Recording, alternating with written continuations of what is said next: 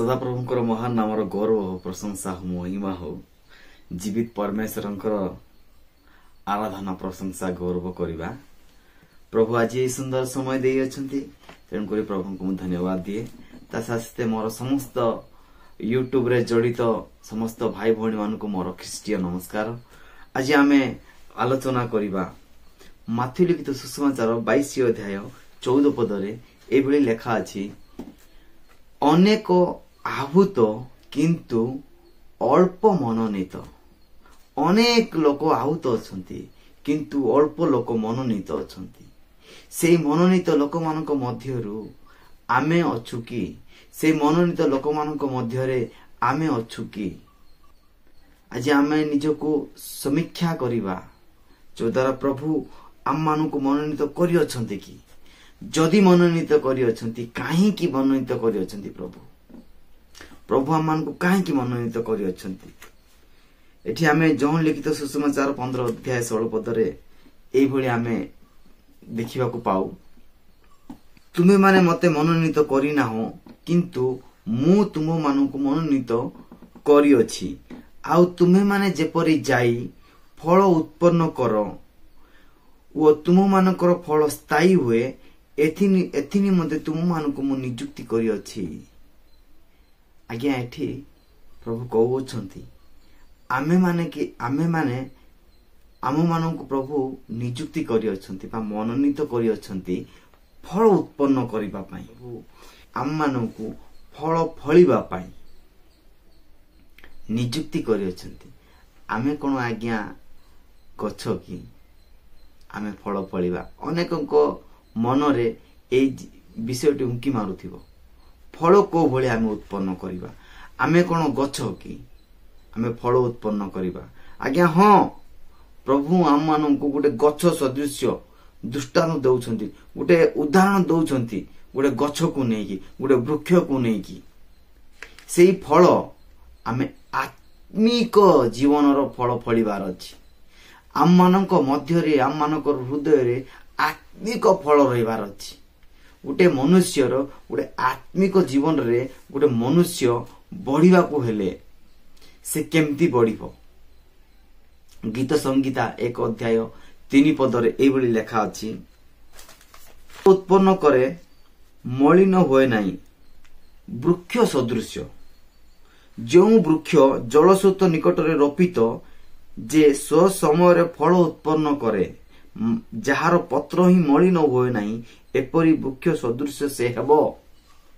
आमे माने आज्ञा प्रभु को ठारे जदि आमे लागिकी रहुचे, जेपरी वृक्ष से नदी तट पाखरे लागिकी रहुची, जो द्वारा तार वृक्ष तार पत्र 12 मास पर्यंत से मलिन हुए नाही, 12 मास पर्यंत सतेज होइकी रही थाए। सेहीपरि जदि आमे प्रभु को ठारे लागिकी रहिबा, ताहाले आमे मध्य सतेज वृक्ष परि हेबा। आमे फल उत्पन्न करिबा, सेही आत्मिक फल को आमे उत्पन्न करिबा प्रभु को पाई। आम निज जीवन को प्रभु को ठारे उत्सर्ग करिवार अछि, जो द्वारा आमे से वृक्ष सदृश आत्मिक फल आमे फळिबा। आमर आत्मिक फल रे प्रभु संतुष्ट निश्चय हेबे, एवं प्रभु चाहुचंती आम मानक मध्यरे से आत्मिक फल रहू बोली। आज आमे देखि जिबा, गोटे विश्वासी को मनरे बा हृदय रे बा जीवन रे केउ केउ सबु फल रहिबा दरकार, आ से आत्मिक फल केउ केउ फल फळिबा दरकार अछि। आत्मिक जीवन रे से सब फल को आमे समीक्षा करिबा। प्रथम विषय होची ओष्ठाधरर फल, माने आमर ओठरे, आमर जीवारे, आमर ओठरे प्रभुंकर प्रशंसा करिबा, सेटा होची ओष्ठाधरर फल। आमर ओष्ठरे प्रभुंकर गौरव करिबा, प्रभुंकर महिमा करिबा एवं प्रभुंको धन्यवाद दबा। आज आमे जीवन रे प्रभु को धन्यवाद दउछु कि नाही? आज आम पाखरे सब किछि अछि, सेथि पई आमे प्रभु को धन्यवाद दउछु कि नाही? आज आमर दिन संपूर्ण हैला परे प्रभु को आज ए दिन पर आम धन्यवाद दौचु कि नहीं? आम कौन सी विषय पर आम प्रभु को धन्यवाद दौनु कहीं आम मानकर हृदय रे से फल नहीं जो द्वारा आम फली पारुना। जदि आम मानक जीवन रे आत्मिक फल अच्छी ताहेले आम मानकर जीवन रे एई अष्टाधर फल रहिबा दरकार, नितांत रहिबा दरकार। जेते आइब समस्त किछि हरै देला परे मध्य से सदा प्रभु देले वो सदा प्रभु नहीं अछंती। सदा प्रभुंकर नाम धन्य हेउ बोली कि से अष्टाधर फल रे प्रभुंकर धन्यवाद कले। आयुब प्रभुंकर जने भक्त, जने विश्वासी, से प्रभुंकर नाम को अस्वीकार करिनांती, स्वीकार करिसंती एवं प्रभु को धन्यवाद देइछंती। जदि आम जीवन रे किछि जदि समस्या आम जीवन रे घटुची ताहाले आमे प्रभु को धन्यवाद दउचु ना प्रभु को गाली दउचु? प्रभु मो जीवन रे काहे के एबोलिया हैला, मो जीवन रे ही दुख आसीबार थिला, मो जीवन रे एटा हबार थिला, सेटा हबार थिला। नाइ आज्ञा, एटा प्रभु को जे कोनसी अवस्था रे आमे रहिले मध्य प्रभुंकर धन्यवाद देबार अछि। आज अभाव रे थिले मध्य प्रभु को धन्यवाद देबार अछि। आज अनटन रे थिले मध्य प्रभुंकर धन्यवाद देबार अछि। आज रोगग्रस्त रे थिले मध्य प्रभुंकर धन्यवाद देबार अछि। धन्यवाद प्रभु एई अष्टाधरर फल चाहांती। आमर अष्ट रे प्रभुंकर प्रशंसा हबार अछि, ए धन्यवाद हबार अछि। आमर अष्टाधरर फल प्रभु चाहांती। सेही भलिया प्रथम थेसलोनिक 5 अध्याय 8 पद 18 पद लेखा अछि, सबु अवस्था रे धन्यवाद दियो। समस्त अवस्था तो आपण जो कौन सी अवस्था रे थांतु प्रभुंकर धन्यवाद दियंतु। पवित्रतार फल आमे एई पवित्रतार फल प्रभुंको निकट रे क्यों भली आमे उपस्थापन करिबा? कहीं समस्त किछि मंदरु समस्त पाप को आमे जदि अनुताप करिकि छाड़िबा ताहाले आमे एई पवित्रतार फल फली पारिबा। आम जीवन रे समस्त पाप को आमे छाड़िबार अछि। आमे जानुचु ए पाप एटा ए जिंसटा हमर पाप, एटा करिबा द्वारा पाप होउची, एटा करिबा भूल जिंस, एटा करिबा ठीक जिंस नुहे, किंतु आमे जानी जानी मध्य से पाप को प्रश्रय देई थाउ। सेया करिबा द्वारा आमे केतेबेले मध्य पवित्र जीवन यापन करि न थाउ, आमे सबु बळे अपवित्र हेई थाउ। तेणु आमे चेष्टा करिबा पवित्रतार फल, पवित्रमय जीवन यापन करिबा द्वारा से पवित्रतार फल आम मानक मध्य रे उत्पन्न हेबो। एथि लेखा अछि प्रथम पीतर 1:16 लेखा अछि, जेणु लेखा अछि तुम्भे माने पवित्र हुओ कारण आम्भे पवित्र। प्रभु जीसु कहउछंती, प्रभु जीसु ख्रीष्टଙ୍କ पाखरे लेस मात्र पाप नाही, किंतु से पवित्रमय प्रभु। प्रभुंको भलिया आमे मध्य पवित्र हबा आवश्यकता रही अछि। प्रभुंकर अनुरूपी हबा, प्रभुंकर मनोभाव कोन से मनोभाव अनुଯାयी आमे आम जीवन को अतिबाहित करिवार अछि। प्रभुंकर से पवित्रतार फल को आमे फलिबार अछि। एवं प्रथम पीतर 2:21 रे एभली लेखा अछि, एथि निमंते तुमे माने आहुत होइअछ, कारण तुमे माने जेपरि ख्रीष्टंकर पद चिन्ह देई गमन कर। आमे पवित्रमय फल जतबेले फलिबा ताहाले ख्रीष्टंकर पद चिन्ह तांकर पछरे आमे गमन करि पारिबा जदि आम जीवन रे पवित्रमय जीवन काटुचे ताहाले। एवं तृतीय फल होउची आत्मा लाभ बा अनंत जीवनर फल। जदि आम मानक जीवन रे अनंत जीवनर फल जदि आमे पाइचे ताहाले सेही पवित्र आत्माकर शक्ति, से पवित्र आत्मांकर आत्मा लाभ करिवार फल आमे पाई अच्छे। अनंत जीवन आज्ञा आपण पाई अछंती कि आपण अनंत जीवन को पाइबा को हेले आपणकर से अनंत जीवन आत्मा लाभ करिवार फल आपण को पाइबार अछि। आपण से आत्मार फल फलिबार अछि। एई जगत मध्य आत्मा लाभ करि अछंती सेई मुकुट सेई माने पाई परिबे जदि आपण अनंत जीवन पाई अछंती एवं ईश्वरंकर आत्मा को लाभ करिछंती एई जगत मध्य रही कि ताहाले आपण से अनंत जीवन रूप मुकुट पाइबा पई आपण योग्य अछंती। सेई आत्मांकर फल आपणक जीवन रे फलिबाकू निश्चय भावे फलिबो। जॉन लिखित सुसमाचार 4 अध्याय 36 पदर एइबळे लेखा अछि, एबे सुधा कोटाली मूल पाउअछि ओ अनंत जीवन निमंते फल संग्रह करूअछि। आज्ञा आपण अनंत जीवन पाइबा पई आपण सेई फल को संग्रह करूअछंती कि? आसंतु आज आमे समीक्षा करिबा सेई अनंत जीवनर फल बा आत्मार फल को आमे लाभ करिबा, जो द्वारा आमे प्रभुंकर निकटवर्ती होई पारिबा एवं प्रभुंक द्वारा आमे एक मनोनीत विश्वासी मनोनीत मनुष्य हेई पारिबा। एबे फल होची आज्ञा धन रूप फल। धन रूप फल जोटा कि आमे आम जीवन रे आमे दान देबा। ए क्रिश्चियन जीवन होची सेवार जीवन आउ देवार जीवन। ए क्रिश्चियन जीवन रे आमे सेवा करिवार अछि। ए क्रिश्चियन जीवन रे आमे देवार अछि। समस्त किछि प्रेम देबा, स्नेह देबा, दया देबा, क्षमा देबा, समस्त किछि देवार जीवन एटा। ए जीवन रे आमे सबु बेले आमे देबा को पड़िबो। सैक्रिफाइस रो जीवन, सेवार जीवन, देवार जीवन।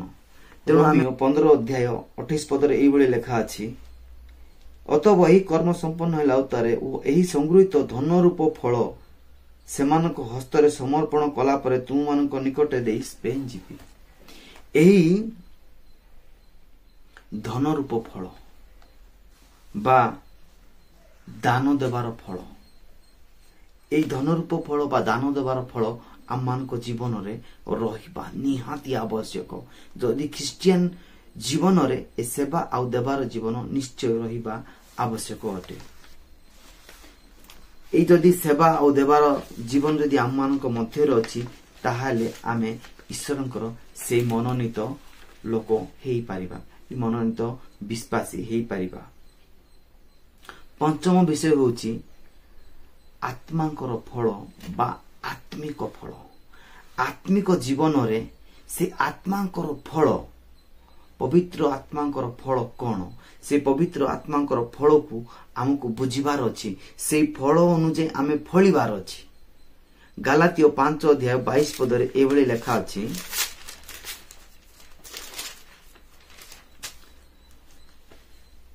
किंतु आत्मांक फल प्रेम, आनंद, शांति, दीर्घ सहिष्णुता, परोपकारिता। आत्मांकर फल होची आज्ञा प्रेम। आमे परस्पर को प्रेम करिबा। आनंद, प्रभु को ठारे आमे आनंद करिबा। शांति, आमे परस्पर सहित शांति रे बास करिबा। दीर्घ सहिष्णुता हबा माने सहिष्णु गुण आम पाखरे रहिबा दरकार अछि। परोपकार, अन्यर उपकार करिबा, अन्य को सहाय्य करिबा एवं भद्रता, विश्वासता, मृदुता एवं आत्मसंयत। जदि आमे माने आत्मा को द्वारा जीवन प्राप्त होइअछु, जदि आम्भे माने आत्मा को द्वारा जीवन प्राप्त होइअछु, तेबे आत्मा को द्वारा मध्य आमे आचरण करिबा दरकार। आत्मांकर जो एई फल, एई आत्मांकर फल अनुଯାयी आम जीवन रे आमे जीवन को प्राप्त होबा एवं ए आत्मा को द्वारा आमे मध्य ए आत्मांकर आचरण जो भलिया, ए आत्मांकर काम जो भलिया आमे मध्य से भलिया से आत्मांकर फल माध्यम रे से आत्मांकर आचरण करिबा। षष्ठ विषय होची आलोकर फल। आज्ञा आलोक समस्त अंधकार को दूर कर दिए। अंधकार होची पापमय जीवन, आउ आलोक होची से अंधकार को ग्रास करे। से आलोक होची हमको पथ देखेबो, किंतु अंधकार आमको पथ देखेबनी, हमको विनाश आड़े गति कराइबो। तेणु ए आलोकर फल कौन? ए आलोकर फल आम मध्य रहिबा निहाती आवश्यकता अटे। एफिसियो 5 अध्याय 8 पदरे एइभली लेखा अछि, कारण तुमे माने पूर्वे अंधकार थिलो, किंतु एबे प्रभुंक सहभागितारे आलोक होइअछ। आलोकर संतान परि आचरण करो। आमे प्रभुंक ठारे रहिबा पूर्वरु आमर जीवन को भलिया थिला, वर्तमान प्रभुंक ठारे रहिला परे आमानकर जीवन को भलिया अछि। आगे आपण परीक्षा करंतु, आपण को समीक्षा करंतु। प्रभुंक ठारे आसीबा परे आपणकर जीवन आलोकमय हे अछि। तेणु करी आमे आलोकर संतान मानक परि आमे आचरण करिवा दरकार। कारण आलोकर फल होची कारण समस्त प्रकार उत्तमता, सबु किछिर भल आउ धार्मिकता वो सत्य आलोकर फल स्वरूप। आलोकर फल स्वरूप आज्ञा तीनटा जिनिस, समस्त प्रकार उत्तमता एवं समस्त प्रकार धार्मिकता एवं सत्य। सत्य होउछंती आलोकर फल। एई मार्ग रे आम जदि चलिबा ताहाले आम जीवन रे से आलोकर फल को फड़ी पारिबा। एवं सप्तम विषय होची धार्मिकतार फल। आम मानक जीवन रे से धार्मिकतार फल फळिबार निहाती आवश्यकता अछि। फिलिपियो 1 अध्याय 10 आ 11 पदरे एभली लेखा अछि, जेपरि तुमे माने उत्कृष्ट विषय गुडी को समर्थन करि पारो, पुणी ईश्वरंकर गौरव और प्रशंसा उद्देश्य रे यीशु ख्रीष्टଙ୍କ द्वारा धार्मिकतार जेउ फल सेथिरे परिपूर्ण होई ख्रीष्टଙ୍କ दिन रे शुद्ध हो आनंदित हो। से धार्मिकतार फल प्रभु यीशु ख्रीष्टଙ୍କର प्रशंसा उद्देश्य रे, प्रभु यीशु ख्रीष्टଙ୍କର गौरव उद्देश्य रे एई यीशु ख्रीष्टଙ୍କର धार्मिकतार फल आम मानकर मध्यरे रहिबार आवश्यकता रही अछि। जदि एई धार्मिकतार फल अछि ताहाले आमे सेई वृक्ष सदृश फल उत्पन्न, ई धार्मिकतार फल को आमे उत्पन्न करि पारिबा। ताहाले आमे प्रभुंकर मनोनीत विश्वासी मनोनीत लोक हेई पारिबा। एवं अष्टम रे सत्कर्मर फल। आमर कर्म ठीक रहिबार अछि, आमर समस्त कार्य सत ठीक रहिबार अछि। सत्कर्मर फल आम मानक जीवन रे फळिबार अछि। कोलोसियो 1 अध्याय 10 पदरे एइभली लेखा अछि, समस्त आत्मिक ज्ञान और बुद्धि रे प्रभु को सर्व प्रकारे संतुष्ट करिबा निमंते ताहांको योग्य आचरण करो, अर्थात ईश्वर को तत्व ज्ञान रे बढ़ी समस्त सत्कर्मर फल रे फलवान हो। आम जीवन रे सत्कर्म जदि अछि आम जीवन रे ताहाले आमे सत्कर्मर फल फळि पारिबा। आ ए सत्कर्मर फल फळिबा द्वारा आमे प्रभु यीशु ख्रीष्टଙ୍କ द्वारा आमे तांकर मनोनीत दास होई पारिबा। यीशु होउछन्ती प्रकृत द्राक्षालता। यीशु होउछन्ती प्रकृत द्राक्षालता। जौन लिखित सुसमाचार 15 अध्याय 4 पदरे एइभली लेखा अछि, मो ठारे रुह सेथिरे मु तुम मानक ठारे रहिबी। मो ठारे रुह मु सेथिरे मु तुम मान ठारे रहिबी। शाखा जेपरि द्राक्षालतारे न रहिले निजरु फल फळि पारे नाही, सेही परि तुमे माने मध्य मो ठारे न रहिले फल फळि पारो नाही। आज्ञा आम जीवन रे जदि आमे प्रभुंको ठारे न रहिले, प्रभुंको ठारे जदि आमे रहिबा नाही ताहाले आमे किछि करि पारिबा नाही। प्रभुंको बिना आमे किछि नुह। प्रभुंको छाड़ी देले आम जीवन रे किछि नुह। जदि प्रभु आम जीवन रे अछंती ताहाले आमे समस्त किछि। ମୁଁ ମୋର ଶକ୍ତିଦାତାଙ୍କ ସାହାଯ୍ୟରେ ସମସ୍ତ କିଛି କରିପାରେ। ଫିଲିପିଓ 4:13 ଲେଖା ଅଛି, ମୁଁ ମୋର ଶକ୍ତିଦାତାଙ୍କ ସାହାଯ୍ୟରେ ସମସ୍ତ କିଛି କରିପାରେ। ଯଦି ପ୍ରଭୁ ଯଦି ଆମ ଜୀବନରେ ନାହାନ୍ତି ଆମେ କିଛି କରିପାରିବା ନାହିଁ। ପ୍ରଭୁଙ୍କ ବିନା ଆମେ ଅଧୁରା। ଯଦି ପ୍ରଭୁ ଆମ ଜୀବନରେ ଅଛନ୍ତି ତାହେଲେ ସେହିପରି ତୁମେ ମାନେ ମଧ୍ୟ ମୋ ଠାରେ ନ ରହିଲେ ଫଳ ବଳି ପାର ନାହିଁ। ପ୍ରଭୁଙ୍କ ଠାରେ ଯଦି ଆମେ ରହିବା ନାହିଁ ତାହେଲେ ଆମର ଜୀବନ ନୁହଁ ଆଜ୍ଞା। ପ୍ରଭୁଙ୍କ ଠାରେ ଲାଗିକି ରହିବାର ଅଛି। ପ୍ରଭୁ ଆମକୁ ବନେଇଛନ୍ତି ତାଙ୍କର ପ୍ରଶଂସା କରିବା ପାଇଁ, ତାଙ୍କର ଗୌରବ କରିବା ପାଇଁ, ତାଙ୍କର ମହିମା କରିବା ପାଇଁ। ଯଦି ଆମେ ପ୍ରଭୁଙ୍କ ଠାରୁ ଦୂରେଇ ଯାଉଛୁ ତାହେଲେ ସେଇ ଶୈତାନ ଠାରୁ ମଧ୍ୟ ବଡ ଶୈତାନ ଆଜ୍ଞା ଆମେ। ତେଣୁ ମୋ ଠାରେ ରହେ ଓ ମୁଁ ଯାହାଠାରେ ରହେ ସେ ପ୍ରଚୁର ଫଳ ଫଳେ। ଆଜ୍ଞା ଯଦି ପ୍ରଭୁ ଆମମାନଙ୍କ ପାଖରେ ଅଛନ୍ତି ଆମେ ପ୍ରଚୁର ଭାବେ ଫଳ ଫଳିବା। ସୁସମାଚାର 15:7 ଏହିପରି ଲେଖା ଅଛି, ଯଦି ତୁମେ ମାନେ ମୋ ଠାରେ ରୁହ ଆଉ ମୋହର ବାକ୍ୟ ତୁମମାନଙ୍କ ଠାରେ ରୁହ ତାହେଲେ କୌଣସି ବିଷୟ ଇଚ୍ଛା କର ତାହା ମାଗ ତୁମମାନଙ୍କ ନିମନ୍ତେ ନିଶ୍ଚିତ ସାଧିତ ହବ। ଆମମାନେ ପ୍ରଭୁଙ୍କ ଠାରେ ରହିବାର ଅଛି। ଏବଂ ଯଦି ଆମମାନଙ୍କ ଜୀବନରେ ଏଇ ଆତ୍ମିକ ଫଳ ଯଦି ନାହିଁ, ଏଇ ଗଛରେ, ଏଇ ଆମମାନଙ୍କର ଆତ୍ମିକ ଗଛରେ ବା ଆତ୍ମିକ ଫଳ ଯେ ଆମେ ଫଳୁଛେ, ଏଇ ଗଛରେ ଯଦି ଆମେ ଏଇ ଆତ୍ମିକ ଫଳ ଫଳି ପାରୁନାହୁଁ ତାହେଲେ ପିତା ଏହାକୁ ପରିଷ୍କାର କରନ୍ତି, ପରିଷ୍କାର କରିବେ ତାକୁ। ଯଦି ଗୋଟେ ଗଛରେ ଫଳ ଫଳୁ ନାହିଁ ତାହେଲେ କଣ, ତାକୁ କାଟିକି ତାର ଚାରିଆଡେ ତାକୁ ସାର ଖତ ଦେଇକି ତାକୁ ଆମେ ବଢେଇ ଥାଉ। ଯଦି ଏତେ ସବୁ ସାର ପିଡ଼ିଆ ଖତ ଦେଲା ପରେ ତାକୁ ପରିଷ୍କାର କଲା ପରେ ଯଦି ସେ ଫଳୁ ନାହିଁ ତାହେଲେ ପ୍ରଭୁ ନିଶ୍ଚୟ ଭାବେ ଆମମାନଙ୍କୁ ପରିଷ୍କାର କରିବେ।